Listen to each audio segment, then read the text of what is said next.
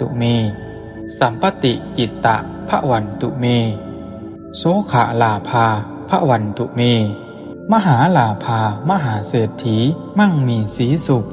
ขอจงเกิดแก่ข้าพเจ้าในบาทนี้ด้วยเถิดอิติปิโสภควา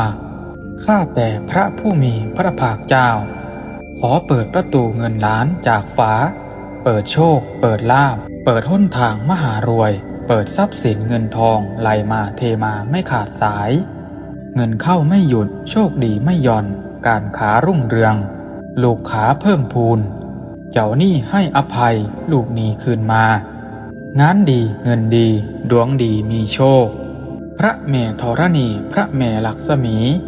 เทวดาจงโปรดเมตตาเปิดทางให้ลูกนี้ด้วยเถิดณสาลีตีนามะพะทะทะนังลาพังพระวันตุเมสัมปติจิตตะพระวันตุเม